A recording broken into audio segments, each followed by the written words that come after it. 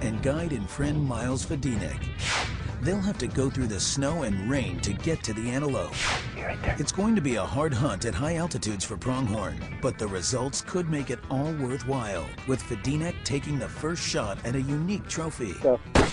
Then, Kaiser has to do some frantic belly crawling through snow, sage, rocks, and mud to get his crosshairs on a fine pronghorn buck of his own on this exciting Colorado episode of Truck Vault's Extreme Hunts. Okay, here we go.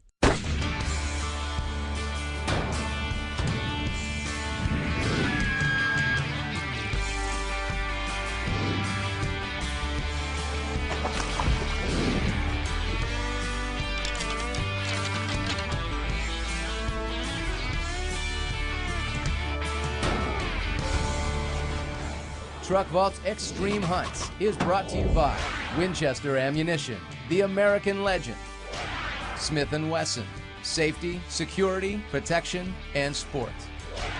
Nikon, the trusted name in optics. Truck Vault, manufacturers of the world's finest secure in-vehicle storage systems.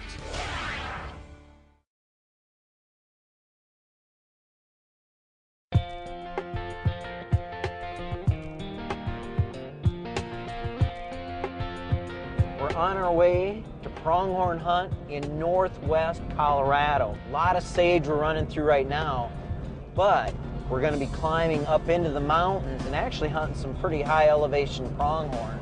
Pronghorn hunting has been one of my favorite hunts of all time.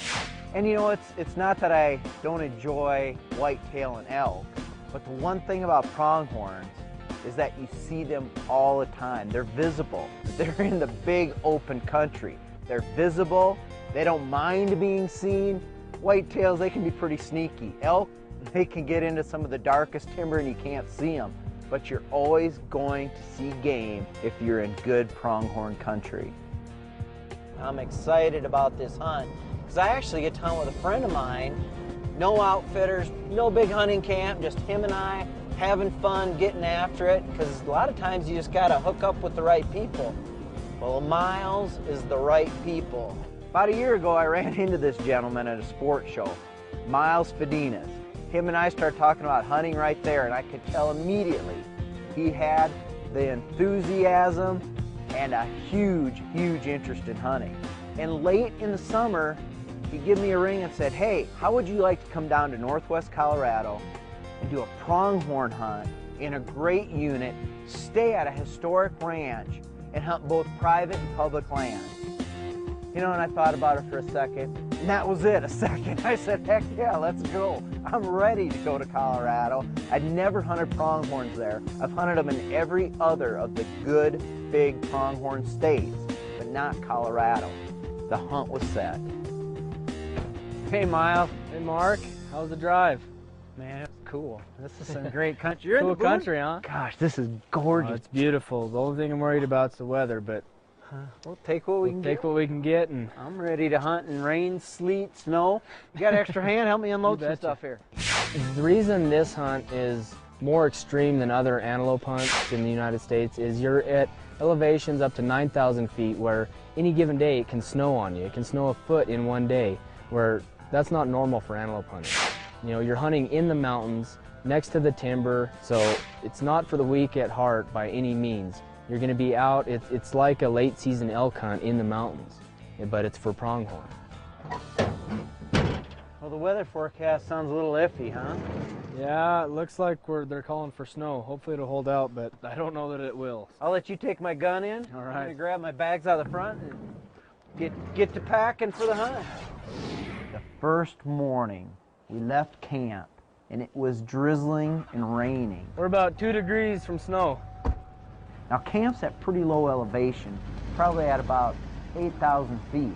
As we climbed up and out of the canyon and got into the high desert area where the pronghorn usually were found and where Miles had scouted, the snow just started falling out of the sky and visibility dropped. In fact, it was almost zero at times. There's something dark right out there. What's that? Oh, fences and stuff, isn't it? No, that's antelope. It is antelope.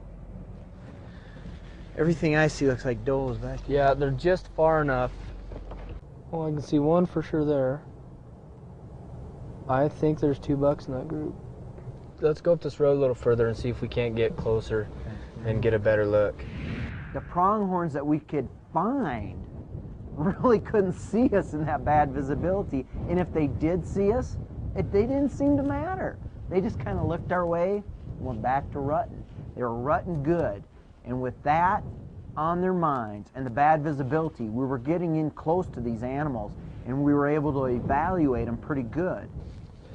He's got good mass. Yeah, he's heavy. He's short on his prongs. He's not that tall. What do you think? 13, maybe 14? He's going to be real close to 14, but he's just got real short prongs, and he doesn't look like he's that old of a buck. That's a good one to let breed and let go for next year. It's not like we're pressed for time just yet, so they're not just going to let you walk right up on them either. So the rest of those went over that ridge, you think, that one? Yep, just over here to our left. So we can move on and take a look at those. We had such low visibility, we were missing a lot of the pronghorn that were anywhere from 300 to 400 yards away from us. We just couldn't see them. Finally, at midday or so, we decided we probably better drop down an elevation, check some other spots out, and that's when Miles had his chance. Right there. You're coming out of that little gully right there. You're curious. Get ready. He's going to follow those does up. You ready? I'm ready whenever you are.